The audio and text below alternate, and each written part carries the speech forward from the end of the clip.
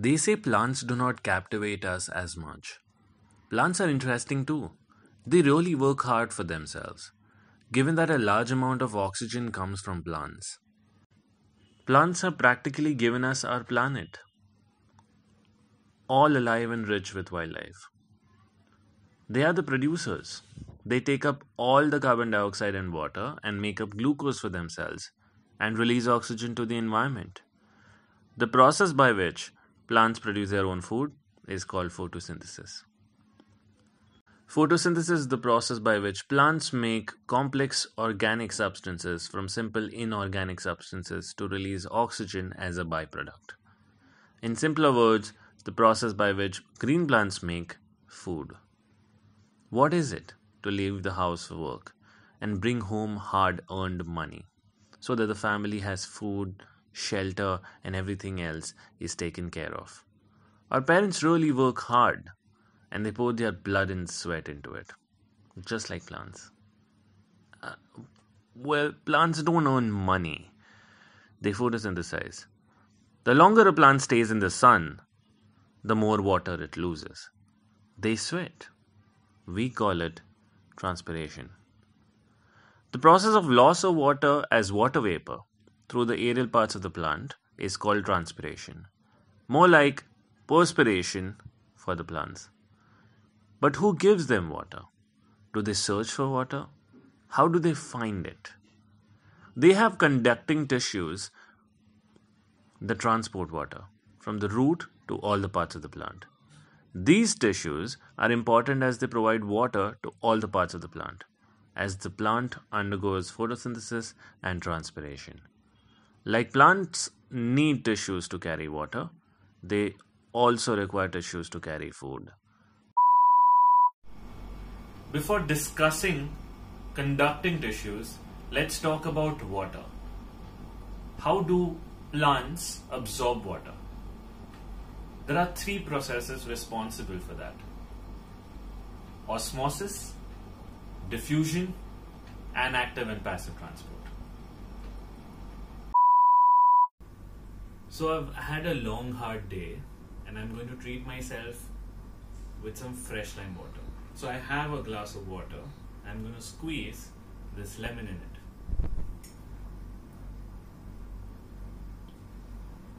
Okay. So all the lime juice is in this glass of water to make a perfect solution. Oh wait, you don't know what a solution is? How about a solute or a solvent? You don't know any? I'll explain it to you after I drink this. I got the sugar. So, what is a solute? A solute is a minor part of the solution. A solvent is a major part of the solution. And what is the solution? The solution is made up of solvent and solutes, uniformly distributed. Now this here, I just added some sugar. Now the sugar would be the solute and the solvent is the lime water. I'll be stirring it now so that I fasten the process of making a proper fresh lime water solution or nimbu pani.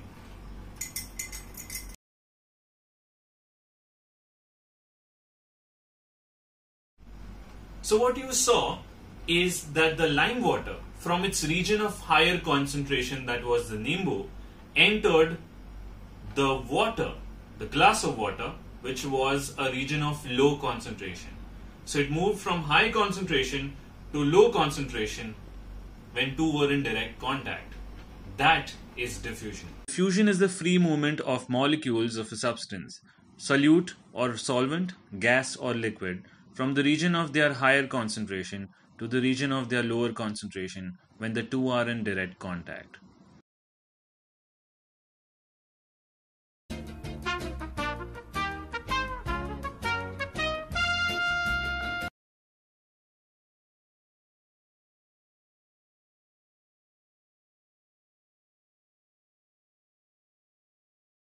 By recollecting the nature of a cell membrane, it is semi-permeable, remember?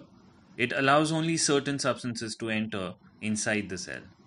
Solutes are too big to enter through a semi-permeable membrane, but water molecules are too small compared to the solute molecules.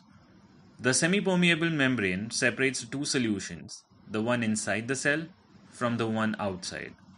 Consider one solution is higher in concentration than the other solution. Higher concentration would mean more number of solute molecules, and lower concentration would mean less number of solute molecules. Hence, to achieve equilibrium, the water travels from the lower concentration to higher concentration of solute through a semi-permeable membrane. Osmosis is the spontaneous net movement of water through a semi-permeable membrane from a region of lower concentration of solute to the region of higher concentration of solute. So the root cells have increased sugar concentration so that the water can enter inside the roots due to the difference in concentrations. So the water would enter from the soil, which has less concentration of solute, to the roots, which have more concentration of solute, helping in absorption of water.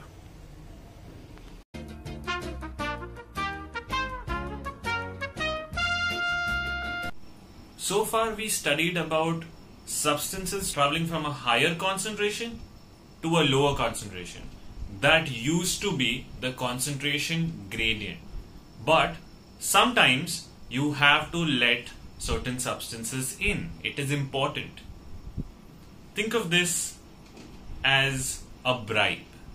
The cell is bribed to let a certain substance inside. If a solutes are bigger, we already established that fact that solutes are bigger. When solutes want to enter the cell, they would not be allowed. So what the cell does is lets the solute inside at a certain cost, because it is against the concentration gradient. It's moving from a region of lower concentration to the region of higher concentration. So hence it uses up certain energy, ATP. That is the bribe.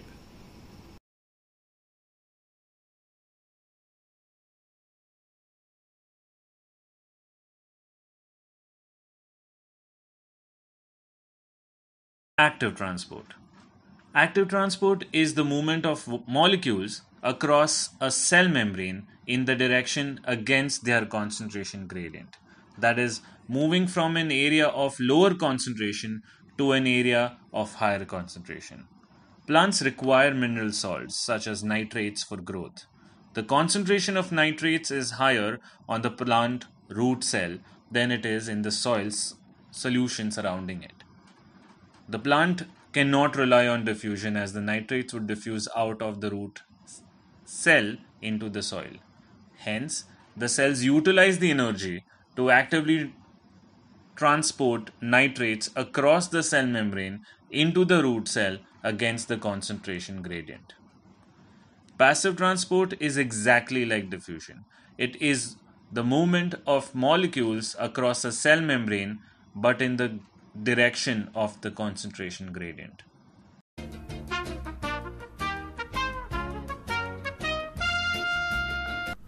To recap what we have done till now, we studied about diffusion, osmosis, and active and passive transport.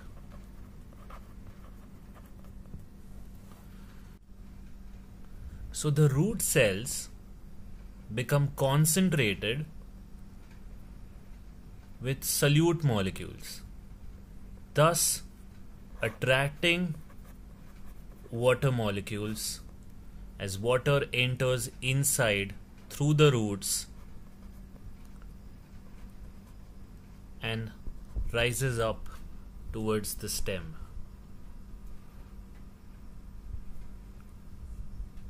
This inward movement of water is rushed. It pushes through each cell. From one cell to the other. This causes pressure.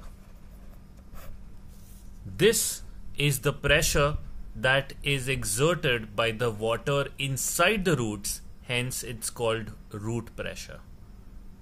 Root pressure is also one of the factors that help in absorption of water.